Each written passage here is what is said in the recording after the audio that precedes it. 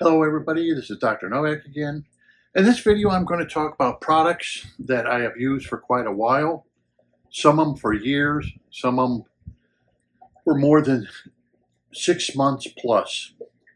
And the reason I'm doing this video so you, the consumer, can find out of the products that I have bought, what I think about them. Did they break? Did they not work right?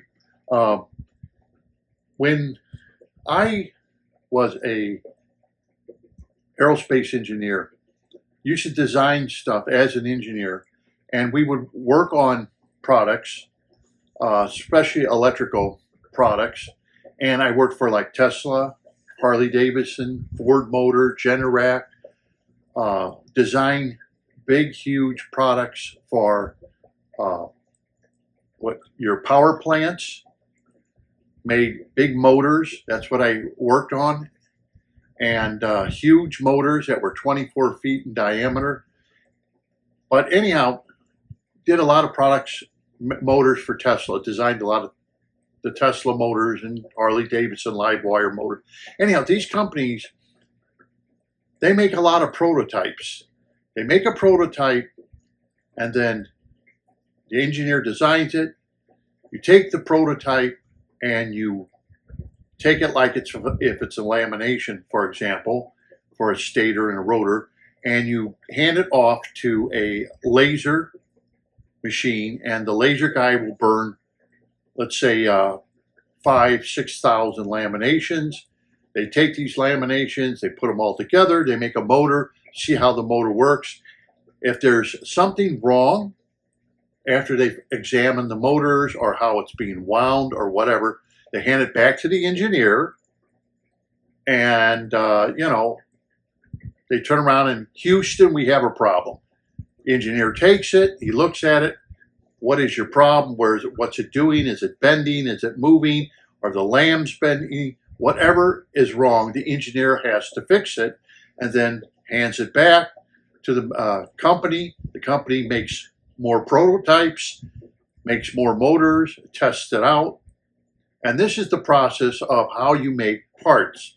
It's the same way with molding. If you make something with a mold, you go out and 3D print it. Now, there's companies that do 3D printings for other companies. So if you have a mold and it needs to be prototyped, these companies will 3D print it for you so the engineer can take a look at it and see if it's going to be a good product, if the clearances are there, if things are going to fit together correctly. The 3D printing can tell you a lot of information before you go through the expense of making a die or a mold, especially if you work on a big, huge motor like the electric generator motors, for example. They're 24 feet in diameter. Your laminations are very big that you're making. And before you make a die to stamp that lamination out, you need to make prototypes to see how it's going to be put together. Does it get put together correctly before you start making the die? Because dies are very expensive. And not only are they very expensive, but the accuracy, you got to pay for the accuracy that's being done. All this costs money, and all manufacturers know it. So therefore, prototyping is part of the expense of a product. And I was really taken aback by Harley Davidson, for example, when I worked with that the prototyping they did and the money they spent to prototype motors, electric motors and things like that, was unbelievable. And I thought to myself, no wonder Harley Davidson costs so much. We as a consumer don't think about that. Why is the price so much for such a bike? It's made in the United States, but believe me, they go through a lot of prototyping with motors and everything else if they can't buy something from a manufacturer that's already pre-made. And when you're designing like the Tesla, when Tesla changed their motors over, that was a whole new motor we had to design. Whole new technology. There's nothing off the shelf. Tesla could have said, oh, we can use this motor. No. It's the same way, though, with Toyota, Ford, anybody does the same thing. You take it to the engineer engineer designs it, you make prototypes, you heat treat what you have to do, make motors, see if they work correctly, put them under tests, stress tests, and things, all before that motor hits the street for the consumer, to make sure it's reliable and it works, or how much electricity does it consume, the kind of steel it's made out of, does it pass the test. So I'm going to do these reviews. I'm not going to tell you whether or not I think the product is good or bad or indifferent. I'm just going to give you my honest opinion of long-term reviews. For example, you take this Ehine right here, this feeder. It's a good feeder. It's a decent feeder. I like it. It has a little fan in the back, which means that it keeps everything dry because you have so much moisture coming from your aquarium. It's great when you go on vacation or something like that, and I've used it. And I thought it was wonderful. There's a little slide up here. You can open and close it depending on how your food is, how much food. Right now it's fully open, but you can close it up to have just the right amount of food. You can set it, I think, for 4 different settings to feed the fish 4 times a day while you're gone. There's quite a lot of food, so you don't have to worry about your fish when you're going on vacation. Great, it works great, but there was a problem. Now, if you take this off, they sell a basket, and because whenever you use a feeder like this, one thing that people don't think about, when it spins around and drops the food goes all over the aquarium. I don't think a lot of hobbyists think about that. And now you have food dumping all over your aquarium instead of in one spot so the fish can come and eat it. Now it's going all over and it's dropping and going behind plants and all. So it's a great idea. So Ehine came up with something to solve that problem. They have this you can buy, and this just slides on here. So now when this spins around, it drops it in here. Great idea, right? Well, that's how I lost the goldfish. Goldfish got up in this big opening, got stuck. That's all she wrote. He struggled, and he was in there for over a week, just stuck. He didn't die, but maybe a month and a half later, it finally died from its damages that happened. It looked like he healed up, but he didn't. But this is a case in point where this should have been looked at. It should have been made into a prototype. They should have had a little cover that you could snap on with bars on it to prevent fish from getting in there, and the food could still get through. Because that's exactly what I noticed. Whether you had tropical fish or whether you had goldfish, they go up in here. Now imagine if you have tropical fish, okay, and you have discus or you have big angels. They're squeezing up in here. Fish are stupid. They don't know. Bad design. If they would have had a cover, you could either leave it off or put it on. It would snap off and would have little bars to prevent fish from getting in there, but yet food could come out.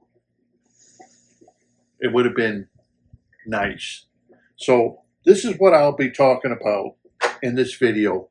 Other products that are made that if they just would have thought a little better and then made prototypes and then tested out the prototypes and went through trouble. Now, I do understand, because what I'm talking about is Owasa, for example, or Owasa. If you're in German, it'd be Owasa. Some people say Owasas. Owasa is for English, but you take an Owasa filter. Heard about a problem of the Owasa filters getting airlocked. And people said they get airlocked. Well, then all of a sudden, Owasa finally fixed the problem by changing some of the parts in the motor. Well, why wasn't this discovered before it went out to the consumer? Why didn't you prototype this? If you find a problem like that, you hand it back to your engineer, and your engineer has to fix it. And then he will send it back. You make a new prototype for a replacement part or whatever, and you test it out again. And you kind of think, Why didn't you prototype this and make sure before it got to the consumer that all these consumers weren't having a problem with the filter being airlock? So I'm going to show you different products, and not a lot, but a few, just so if you want to buy them, you can know ahead of time, is there something wrong with the product, or is there another product that can replace it? Like I said, this Eheim, very good, works great. But if you use this, like Eheim has designed, to have the food drop in here, Houston, we have a problem. Okay, the first thing I'm going to get into is this skimmer. This is a skimmer by Owasa or Owasa, whatever you want to call it. This is a skimmer I did a review on when I bought it, and I had a Eheim skimmer, and I bought this Owasa skimmer to see how it performed according to how the Eheim performed, right? Well, look at the wibbly wobbly of the skimmer. That's not really very good to see that wibbly wobbly. And the reason they claim you can run it without this piece, which is a skimmer, but you see what happens to it. You can see how snails get caught up into lots here, you know. And this looks like a typical thing, but it fits in there to help prevent big stuff from getting in there. But when you don't have this in, look what it does. It wibble wobbles like this. Another problem though with it, I'll stop this.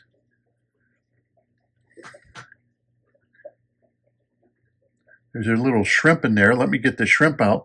I'll put this back in. Okay. Now I'll put the skimmer on back. Okay, and you'll look at it and say, okay, now it stopped the wibble wobbling, it's spinning. That's good, that's great, right? Everybody happy. As long as you use the little cage there, or the strainer cage, you would say, oh, it looks like it's good. I can't tell you, since I've been using, how many times I come in and it's like that. Bad design, okay? This should have been looked at. This should have been tested out with a prototype, and they would have found out that, yes, it works. Now, I never had that problem with the Eheim, so I'll let you take it for what it's worth. If you can run it like this, which is nice, because I thought, well, that's a good idea if you want to run the skimmer without using the skimmer itself. But if you do want to use it as a skimmer, which most people more than likely would want to use it as a skimmer, it keeps doing this. And I never had that problem with the Eheim. It's just something I'm bringing up.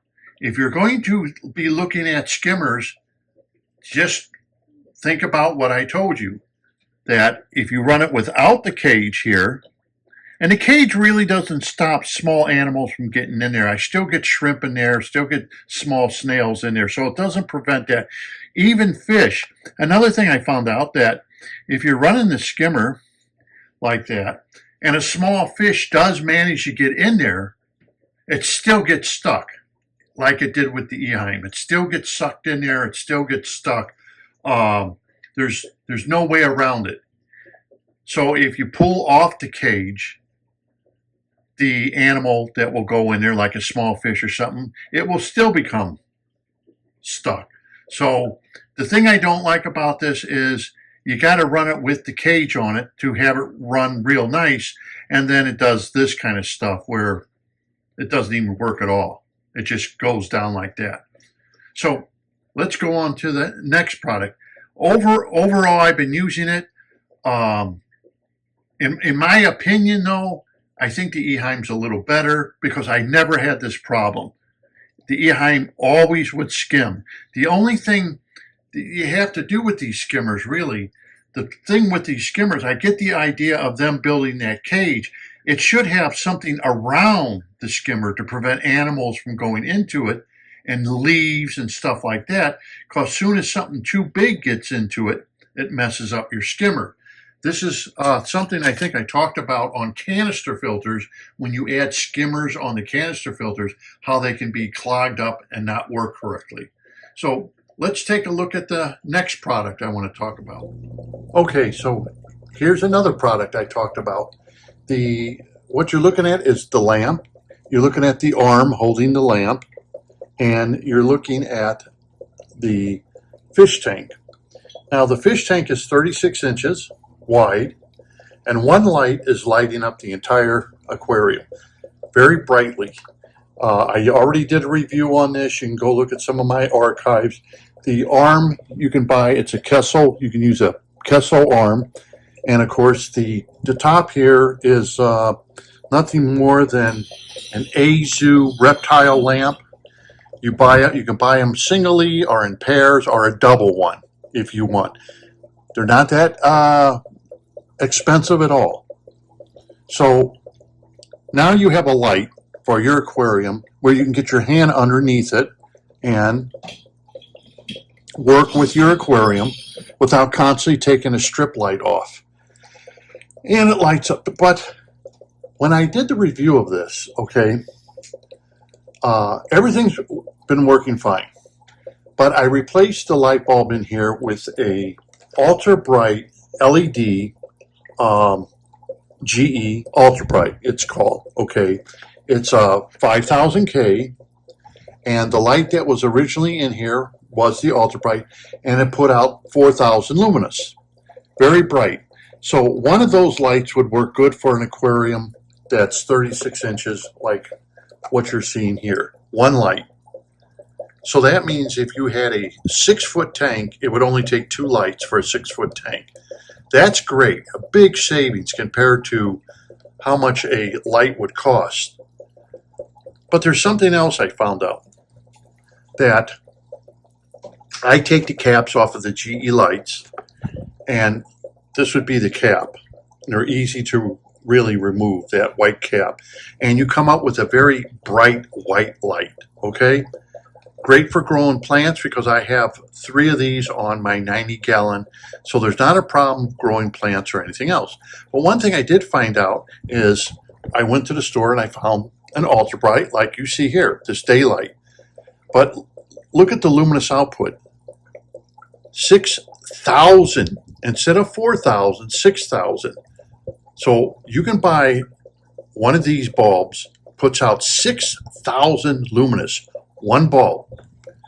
And this one 3-foot long tank only needs one light and one light bulb.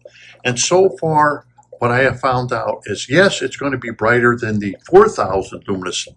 Remember, they're both the same 5,000K. But yeah, it's nice.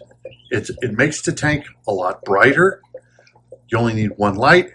And I think what's good about when you hang these lights like this is you're able to get and work on your tank, turn on the light, work on your tank, right? And you don't have to keep moving anything, and you got enough light to see what you're doing. So I kind of like the pendant lights. And this is a cheap, now nobody says you really have to buy this pendant. You go make your own. You can buy all this stuff at the hardware store. Basically, you can buy it and make something yourself. But I just found that it's more convenient just to go on Amazon, buy yourself a Kessel arm, and then hang the pendant from the Kessel arm like I have it here. The next product I want to talk about is the F-Zone filters. Now, this is one of the old F-Zone filters, okay? I've been using this for years now. And that is the old style, the old black motor. And if you remember, I did a video that how the canister can become airlocked, and the motor is not designed to hurry up and blow the bubbles out. It was a misdesigned, misengineered motor, and therefore it became airlocked. But I do have a video in my archives, you can look it up, how to fix that problem so it won't happen anymore. Okay, this is what you're looking at, an F-Zone filter. But this filter is the newer kind with the blue motor.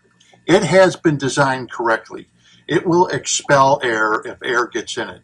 And if you remember, I did a video on how I took the filter and I put a booster motor onto it. As you can see here, the Owasa motor, I added that onto it. I show you in a video how you can do it. You can pump a lot more water through the filter than what this will give you, and it's been working just fine. Okay, the F-zone filter. I have been using these now for more than a couple of years, these F-zone. I have not had one bit of problem with them. Okay, the only problem I had was the motor, which is probably designed by an outside vendor. But as far as the new ones go with the newer blue motors, zero problems. Okay, the thing's been running like a charm. I've had no leaking problems. I personally have had zero problems with the F-zone filter. For me, after years of using it, with zero problems, zero things breaking, zero things leaking, I'm glad I spent the money on it myself.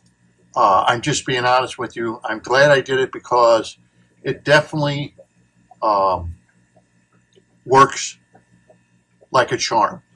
It's not super noisy. In fact, the Owasa motor that I have connected to it, the motor here, this motor makes actually more noise and heat than the blue one. The blue one you really can't even hear. That blue motor there.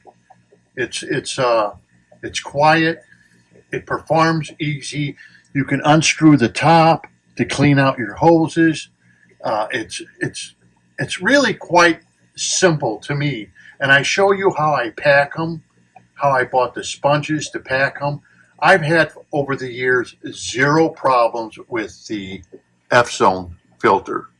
None at all. So I could highly recommend it because when you can buy a product and things aren't breaking, things aren't leaking. I did have someone say they had a problem with theirs with something, but no, they're not designed for salt water. You cannot use them for salt water. It's probably a 304 stainless steel, and therefore it's not really made for salt water. So I would highly recommend something like this because I've had zero problems. Now, I can tell you after years of using this, especially on the goldfish aquarium, if it was an Eheim, from my experience, I would have had problems already. Probably something would have broke or something else would have went wrong. I barely seldom have I ever had Eheims after years of taking them apart, putting them together, that something doesn't wind up either breaking or going wrong with it. Okay, because of did you just see that? It expelled air. And you want that because sometimes air gets in your canister and you want to expel it out, where the old style motor wouldn't do that. The new style motor does it. How does air get in here? I don't know, but it's not a problem. It doesn't become airlocked. It just expels whatever air that does get into it and expels it into the aquarium. So why is air getting into it? I don't know, but it doesn't present a problem. Okay, the last product I want to talk about, remember I did a review on the seeds? Well, that was a few months ago, and as you can see, I put some of the seeds on the 90-gallon, and some of them have grown out of the aquarium, and some are in the aquarium. So far, the ones that are sticky, like the seeds you see here that have actually taken, and now they made a little carpet. The carpet now is gone, as you can see, and you have the plant growing. There you can see the plant here in the aquarium, right there. But so far so good. I mean, I don't see anything really drastically wrong with them. I think it's kind of novelty to have them grown out. I'm sure they're going to grow longer. We'll see. We'll see if they grow longer, what they do. But I think it's kind of neat. They do make a longer plant, as you can see down here. This is a longer stem. The only problem I found with those seeds is that to make sure they get anchored right, because I notice a lot of them come out of anchor. Now, this aquarium, and of course, here's the same plant. This was planted maybe a week or two after I planted the ones in the 90, and here they are. And that was a long time ago. That was months ago. So they're not really growing out of hand, and I'm really kind of interested in seeing what happens with the plant. It so far, and the substrate you're looking at, this is kitty litter with a few stones in it. The substrate that you're looking at is very, very thin, of course. It's only about, I'm going to say 1/4 of an inch, no thicker than a 1/2 inch. So this is my tank that I ran bare bottom, but because of the plant itself that's in the tank, I decided to put a little substrate down there to hold the plant in. It's doing okay. It little by little it releases itself, and it gets caught in the skimmer, and then I just throw it away. But it's not that bad of a plant. No, it's not a Monte Carlo, and I don't think it's designed for that. But so far, it's been growing for months. You know, here you can see it, the seeds. Now, a lot of people say, oh, it's going to die after a year. Yeah, well, I've had lots and lots of plants, and not every plant lives for years and years and years. You know, the 90-gallon tank has crypts in it that are years old, you know, but not every plant's going to live for years. But this is what it looks like. So you can get an idea that how long ago have I put, well, this has been in for what, at least 6 months. This plant has been grown for at least 6 months. Now, this is not the 90-gallon. It does get CO2, the tank does. I do put a little bit of iron in every week. This is the tank that just maintains itself. I don't feed anything in this tank or really do anything in this tank. And the only thing I've noticed is the shrimp are growing like crazy. I have a lot of cherry shrimp in the tank. And basically that's what this tank is. But it's self-maintaining. This is extremely low maintenance. I did a video on it. It basically is a ecosystem within itself. It basically takes care of itself. And I don't feed the shrimp any extra food or anything else in the tank, and they seem to be doing just fine. Okay, so, well, that's it for this video. This is the antique aquarium, and I just thought I would show you a few things that I have done, products I've used, and the moss that I use. As you can see, it's growing great. No algae on it. This tank too, this is the antique aquarium. As you can see, it's right in front of a window. So it gets direct sunlight. And look at that.